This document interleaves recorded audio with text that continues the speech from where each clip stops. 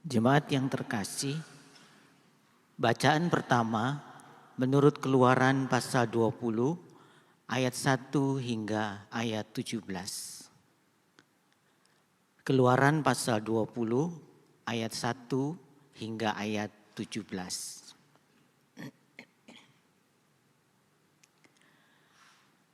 Lalu Allah mengucapkan segala firman ini. Akulah Tuhan Allahmu yang membawa engkau keluar dari tanah Mesir, dari tempat perbudakan. Jangan ada padamu ilah lain di hadapanku. Jangan membuat bagimu berhala yang menyerupai apapun yang ada di langit di atas, atau yang ada di bumi di bawah, atau yang ada di dalam air di bawah bumi. Jangan sujud menyembahnya atau beribadah kepadanya. Sebab aku Tuhan Allahmu adalah Allah yang cemburu, yang membalas kesalahan bapa kepada anak-anaknya, sampai kepada keturunan ketiga dan keempat dari orang-orang yang membenci aku. Tetapi aku menunjukkan kasih setia kepada beribu-ribu keturunan, kepada mereka yang mengasihi aku dan berpegang pada perintah-perintahku. Jangan menyebut nama Tuhan Allahmu untuk disalahgunakan, sebab Tuhan akan memandang bersalah orang yang menyalahgunakan namanya. Ingat dan kuduskanlah hari Sabat. 6 hari lamanya engkau akan bekerja dan melakukan segala pekerjaanmu. Tetapi hari ke-7 adalah hari Sabat bagi Tuhan Allahmu. Jangan melakukan pekerjaan apapun. Engkau, anakmu laki-laki atau perempuan, hambamu laki-laki atau perempuan, hewanmu ataupun pendatang di dalam kotamu. Sebab 6 hari lamanya Tuhan menjadikan langit dan bumi, laut dan segala isinya. Dan ia berhenti pada hari ke-7.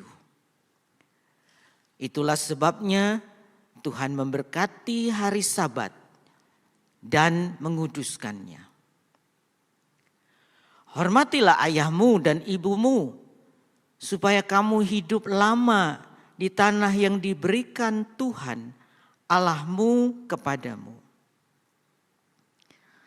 Jangan membunuh, jangan berzina, jangan mencuri, jangan memberikan kesaksian dusta terhadap sesamamu. Jangan mengingini rumah sesamamu. Jangan mengingini istrinya, hambanya laki-laki atau perempuan, lembunya atau keledainya, atau apapun milik sesamamu. Demikianlah sabda Tuhan. Syukur kepada Allah.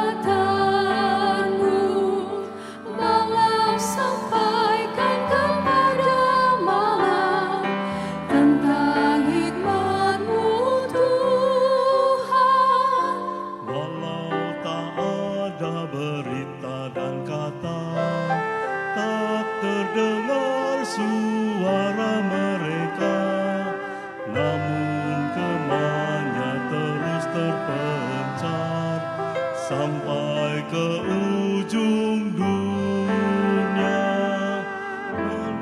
Terkata mereka sampai di ujung-ujung bumi. Agung, agung, karya-Mu ya Tuhan. Biarlah ucapanku naik kepadamu.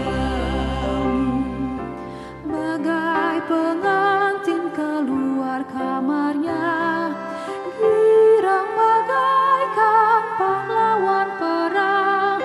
Matahari terbit dari timur dan terbenam di barat, dan segenap bumi disinari oleh kehangatanmu. Taurat-Mu Tuhan betapa sempurna, jiwaku disegarkan olehnya. Titah-Mu Tuhan tetaplah teguh, hatiku pun bersuka. Hukum Tuhan itu suci murni, mataku pun bercahaya.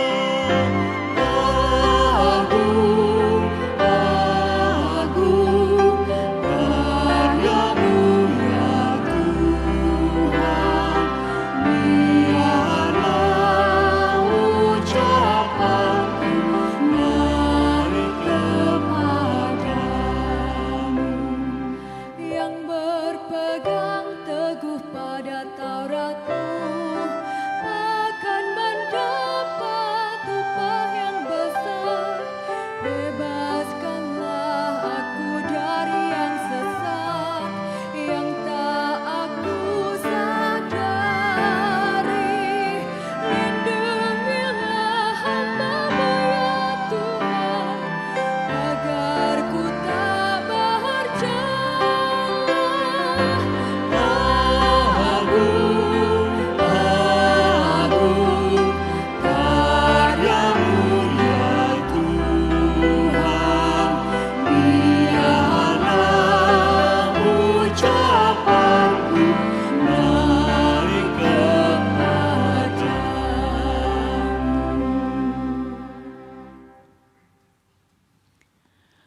Bacaan kedua menurut 1 Korintus pasal 1 ayat 18 hingga 25. 1 Korintus pasal 1 ayat 18 hingga 25. Sebab pemberitaan tentang salib memang adalah kebodohan bagi mereka yang menuju kebinasaan. Tetapi bagi kita yang diselamatkan, pemberitaan itu adalah kekuatan Allah. Sebab ada tertulis, aku akan membinasakan hikmat orang-orang berhikmat, dan kearifan orang-orang arif akan kulenyapkan.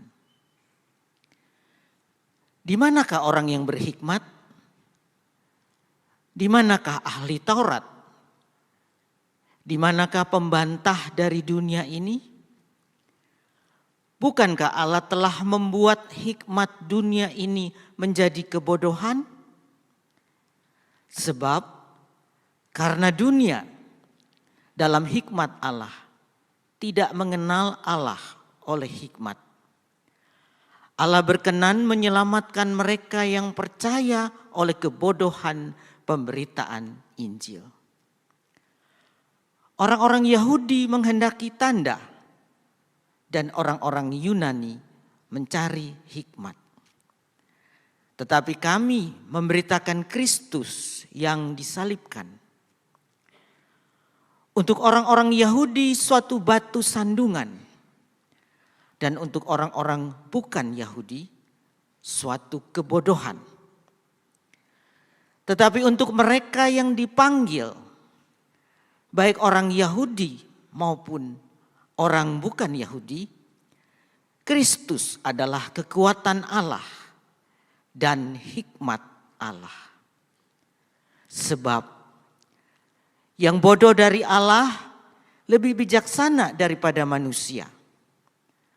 Dan yang lemah dari Allah lebih kuat daripada manusia. Demikianlah sabda Tuhan. Syukur kepada Allah.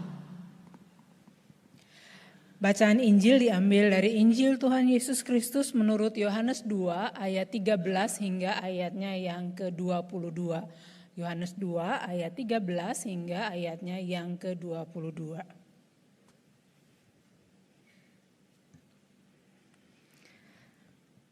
Ketika hari raya Paskah orang Yahudi sudah dekat, Yesus berangkat ke Yerusalem. Di halaman bait Allah didapatinya pedagang-pedagang lembu, domba dan merpati dan penukar-penukar uang yang duduk di situ. Ia membuat cambuk dari tali lalu mengusir mereka semua dari bait Allah dengan semua domba dan lembu mereka. Uang penukar-penukar dihamburkannya ke tanah dan meja-meja mereka dibalikkannya. Kepada pedagang-pedagang merpati ia berkata, "Ambil semuanya dari sini. Jangan kamu membuat rumah Bapakku menjadi tempat berjualan." Lalu teringatlah murid-muridnya bahwa ada tertulis, "Cinta untuk rumahmu akan menghanguskan aku." Para pemuka Yahudi menantang Yesus, katanya, "Tanda apakah yang dapat engkau tunjukkan kepada kami bahwa engkau berhak bertindak demikian?" Jawab Yesus kepada mereka, "Runtuhkan bait suci ini dan dalam 3 hari aku akan membangunnya."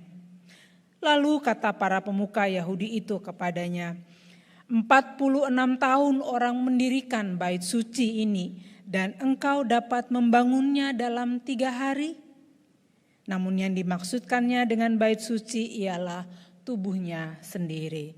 Karena itu sesudah ia bangkit dari antara orang mati, murid-muridnya teringat bahwa hal itu telah dikatakannya. Dan mereka pun percaya kepada kitab suci dan kepada perkataan yang telah diucapkan Yesus. Demikianlah Injil Tuhan Yesus Kristus. Yang berbahagia adalah setiap kita yang membaca, merenungkan dan memelihara dalam hidup kita sehari-hari. Hosiana. Hosiana, Hosiana, Hosiana.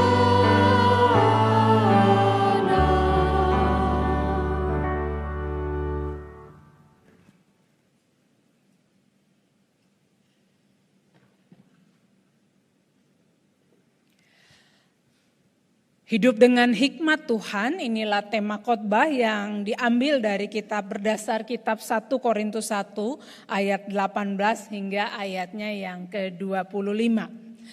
Suatu saat ada seorang oma yang bercerita tentang pengalaman liburannya. Jadi oma ini diajak oleh anak-anaknya berlibur di Jakarta, lalu kemudian sama anak dan cucunya diajak bermainlah ke Ancol gitu. Senang kan ke Ancol, bisa main ke Dufan, macam-macam gitu. Tapi oma itu kemudian kaget ketika anak dan cucunya ini kemudian bermain di area yang berbahaya menurut si oma. Halilintar lah, roller coaster gitu. Situasi yang bagi si oma ini ngapain gitu. Dia lihat anak dan cucunya teriak, orang lain di sana juga teriak gitu ya. Tapi dia kemudian mengatakan, "Saya yang lihat aja lutut saya gemetar, Bu. Lah kok mereka itu ngapain? Saya pikir untuk senang, kok pergi buang duit untuk cari susah gitu." Anak saya juga waktu turun bukan muka senang juga, lututnya ya gemetar juga. Tapi kok ya mau bayar uang mahal, kita masuk itu mahal loh Bu. Kok mau cari perkara? Tapi cucunya kan senang oma. Iya dia doang yang senang karena masih kecil mungkin jadi senang dengan semua permainan yang ada. Tapi bagi saya itu mah buang uang aja. Kalau mau senang itu ya cari yang senang, bukan yang buat lutut gemetar lah, yang kepala pusing lah, yang kemudian kita jadi susah setelah bermain, setelah lihat yang bermain seperti itu. Bapak Ibu, kalau kita lihat cerita Oma ini memang agak menarik gitu ya. Ada wahana yang membuat orang melihat itu bermain bisa senang. Kan katanya kalau orang stres begitu, kalau mau mengeluarkan segala stresnya boleh tuh coba permainan yang ekstrim kalau berani gitu ya. Kalau nggak berani jangan menimbulkan persoalan baru, ntar jantungan gitu. Bisa teriak, bisa keluarin semua stresnya. Tapi bagi orang lain permainan itu ngabisin duit buat sengsara, buat susah. Untuk sesuatu hal bisa dinilai dari dua sudut pandang yang berbeda.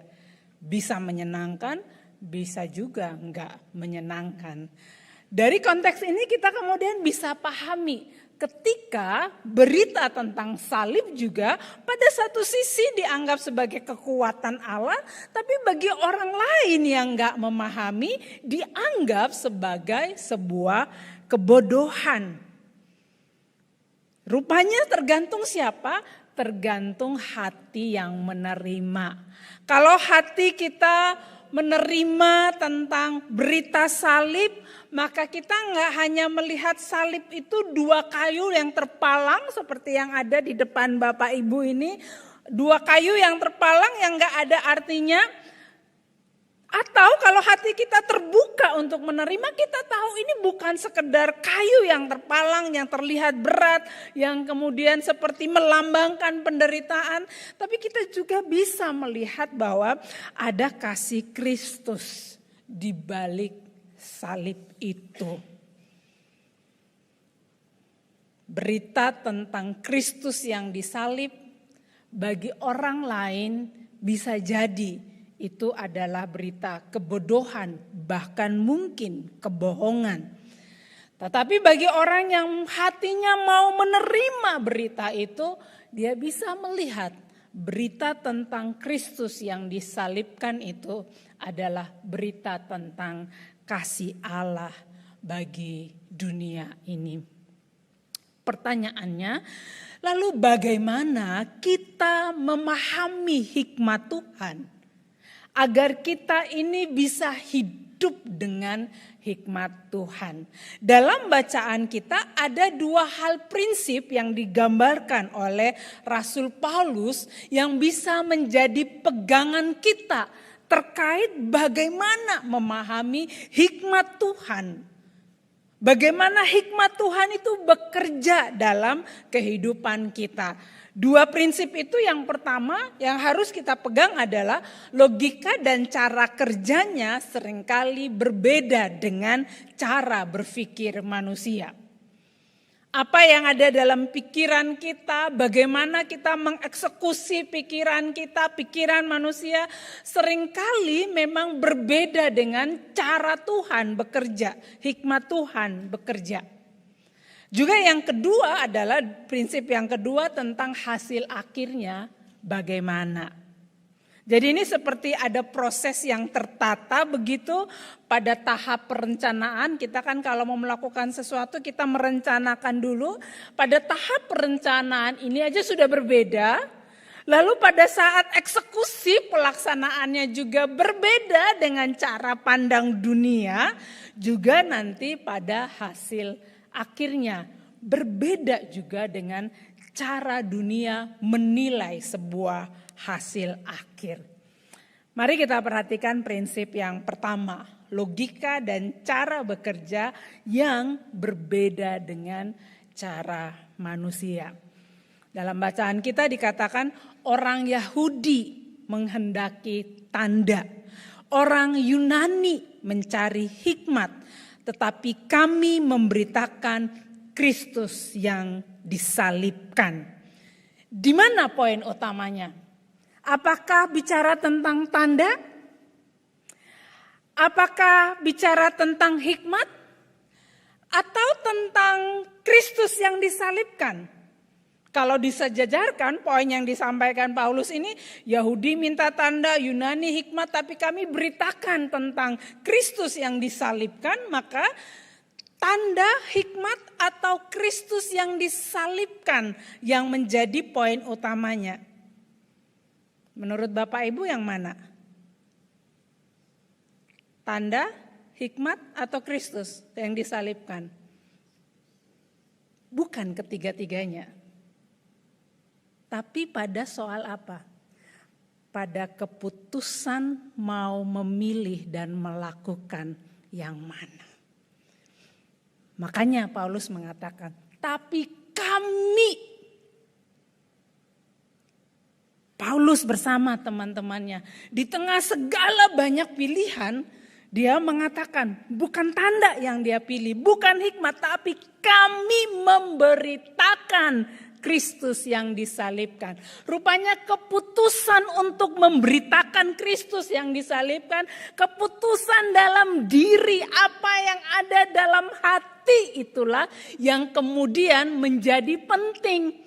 Bahwa ada tanda, ada hikmat, bahkan berita tentang Kristus yang disalibkan juga ada di depan kita. Tapi kalau kita memutuskan kita mengejar tanda itu, Kristus yang disalibkan pun menjadi gak penting bagi kita. Ada orang yang menuntut tanda atau bahasa sederhananya keajaiban sebagai bukti bahwa Tuhan itu hadir dan berkarya.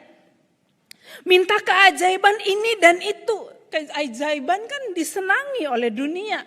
Siapa yang gak mau setiap hari dalam hidupnya banyak keajaiban-keajaiban yang Tuhan kasih. Siapa yang gak mau kalau tiap hari ada keajaiban sebagai tanda Tuhan hadir dan bekerja dalam kehidupan kita. Atau tentang hikmat. Ketika orang mengutamakan hikmat, siapa yang gak mau ada hikmat dunia? Bukankah kita perlu hikmat atau kebijaksanaan, pertimbangan? Kalau kita dikasih hikmat, kita kan gak salah pilih teman. Kalau dikasih hikmat gak salah pilih rekan bisnis, gak rugi besar-besaran. Kalau kita ada hikmat, kan kita tidak salah pilih pasangan, gak salah pilih tempat tinggal. Kita gak salah pilih jurusan kuliah mungkin. Banyak hal, kebijaksanaan itu membuat kita terhindar dari kemungkinan menjadi orang yang keliru menjalani hidup. Dan kebijaksanaan itu juga akan membuat kita kemudian terhindar dari dampak buruk dalam hidup kita. Kemungkinan terhindar dari dampak buruk.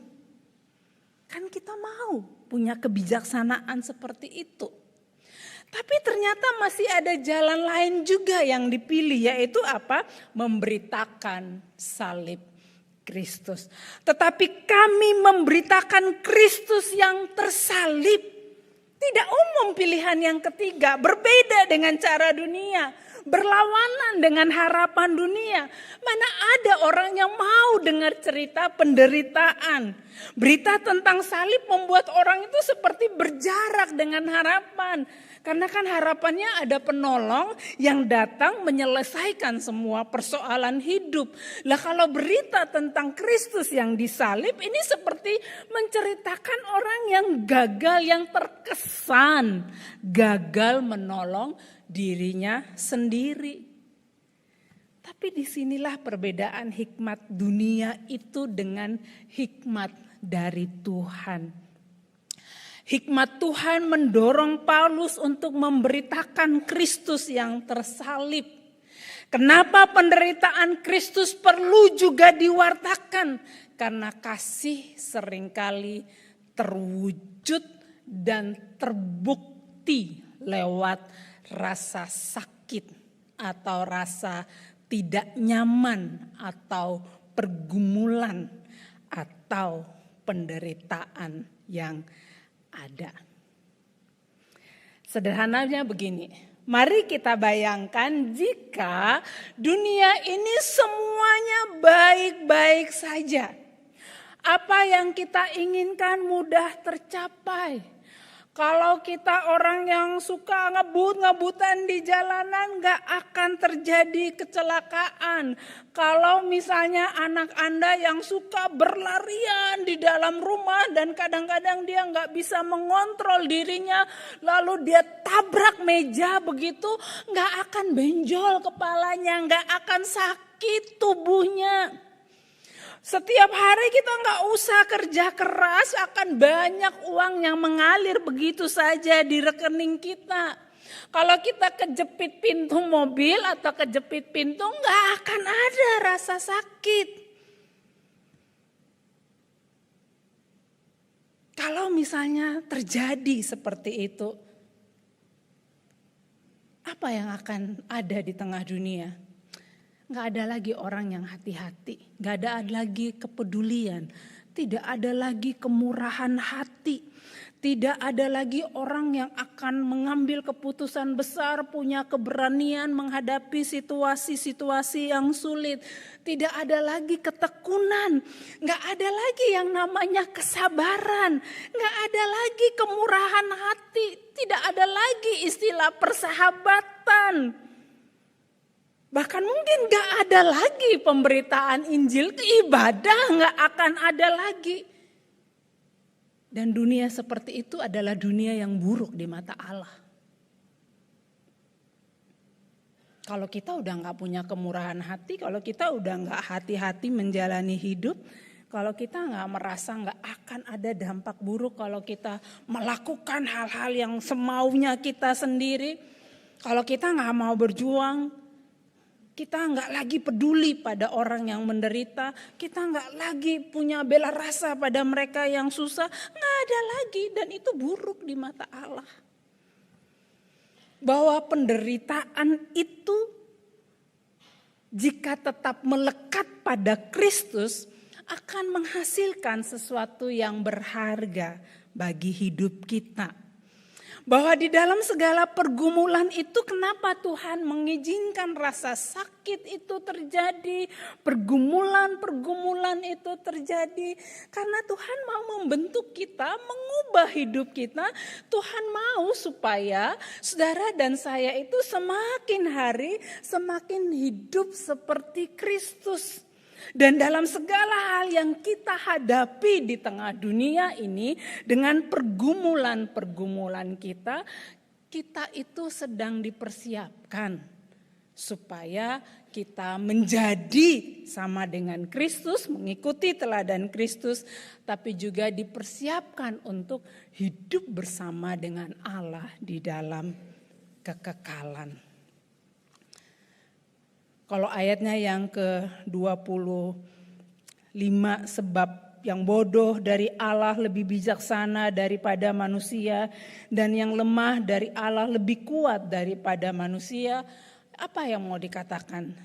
Sebaik-baiknya perjuangan kita menjadikan hidup kita lebih baik, selalu akan jauh lebih baik pekerjaan Allah dalam hidup kita, yang mungkin dalam waktu tertentu cara Allah bekerja mengizinkan kita mengalami berbagai pergumulan atau penderitaan itu hal yang tak menyenangkan bagi kita. Kalau kita senang luar biasa, hidup kita baik, tapi di luar Tuhan itu selalu akan lebih buruk ketimbang kita mungkin Tuhan izinkan ada dalam pergumulan, tapi dalam kendali Allah. Contoh sederhananya lagi begini. Bapak Ibu pilih mana? Kalau toh ini kita nggak minta ya, kalau nggak kita nggak minta, sekali lagi saya disclaimer dulu nggak minta.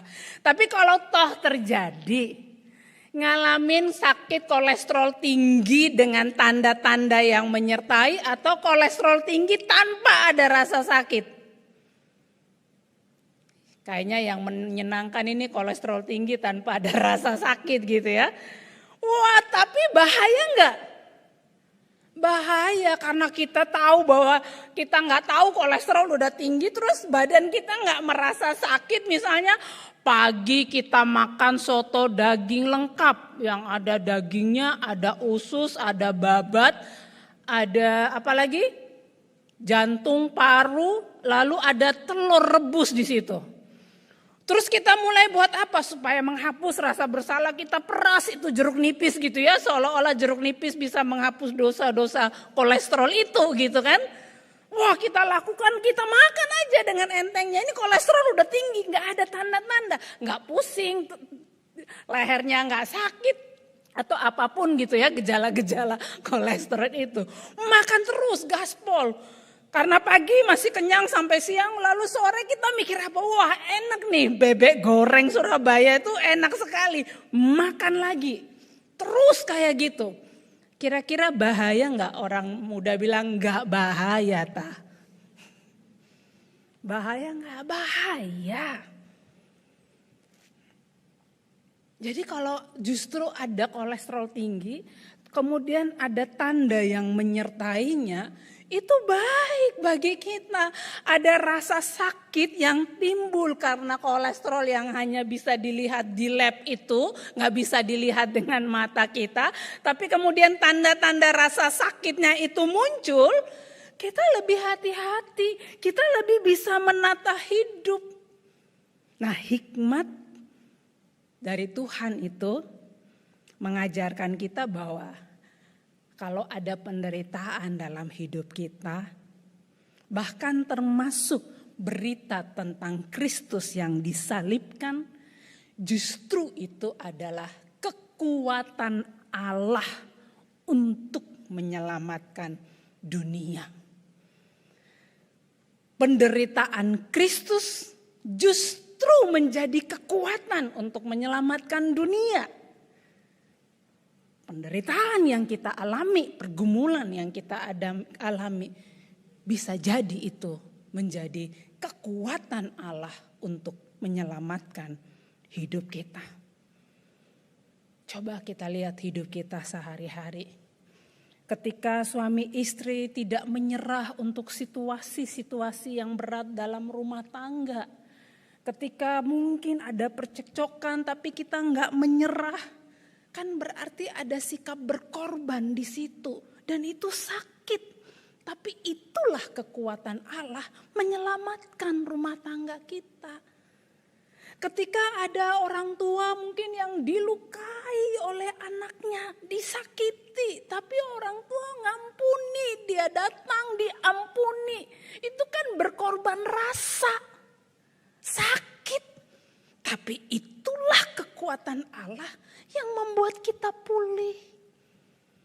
Ketika di tengah godaan segala sesuatu Anda sudah sukses, sudah kaya luar biasa. Lalu kita melawan segala godaan yang membuat kita jatuh. Bisa jadi itu tidak nyaman karena mungkin circle Anda, lingkungan teman bisnis Anda adalah hal yang biasa meraih kesuksesan dengan kehidupan yang di luar Tuhan. Tapi ketika kita menolak, orang bisa bilang suci sekali kamu. Bisa jadi tidak diterima di pergaulan. Atau mungkin ada orang yang membatalkan bisnisnya hanya karena kita mau bertahan hidup dalam takut akan Tuhan. Itu gak nyaman. Tapi itulah kekuatan Allah untuk menyelamatkan hidup kita. Ketika kita bertahan dalam sebuah pelayanan yang mungkin pernah menggoreskan luka di hati kita. Tapi justru itulah kekuatan Allah yang menjadikan kita pelayan-pelayan yang mengikuti dan meneladani Kristus. Kapan lagi kesempatan meneladani Kristus? Seringkali dalam pelayanan-pelayanan yang tak menyenangkan. Dan Tuhan anugerahkan hikmat surgawi itu mendarat di hati kita. Lalu mengubah segala sesuatu dan menghadirkan damai sejahtera yang melampaui akal dan pikiran manusia. Pada titik inilah kita bisa memahami bagian yang kedua tentang tujuan akhirnya. Apa tujuan akhirnya? Tuhan yang dimuliakan.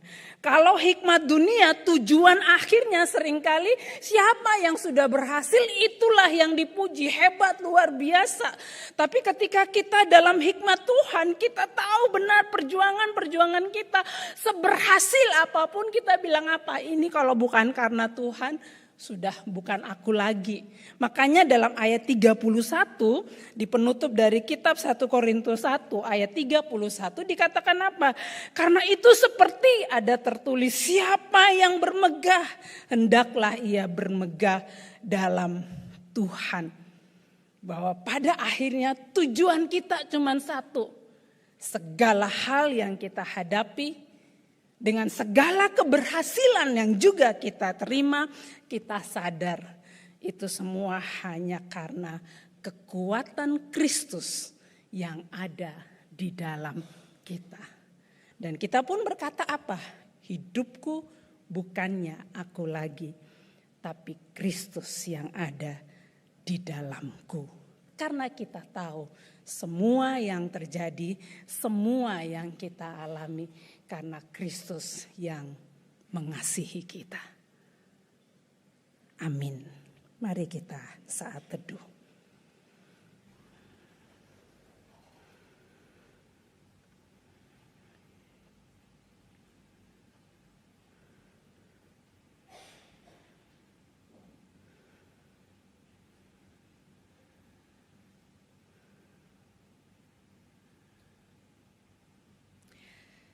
Terima kasih Tuhan untuk firman-Mu. Biarlah hikmat Tuhan terus menyertai kami. Menuntun kami. Supaya semakin hari kami hidup mengikuti teladan Kristus. Dan kami layak disebut sebagai murid-murid Kristus. Terima kasih hari ini Engkau mengingatkan kami. Tuhan mengizinkan ini dan itu terjadi dalam hidup kami. Rupanya karena Tuhan mengasihi kami. Tuhan tidak hanya saja mempersiapkan kami untuk hidup berkenan di tengah dunia ini, tapi Tuhan mempersiapkan kami untuk hidup bersama Allah di dalam kekekalan. Terima kasih Tuhan, dalam nama-Mu kami berdoa. Amin.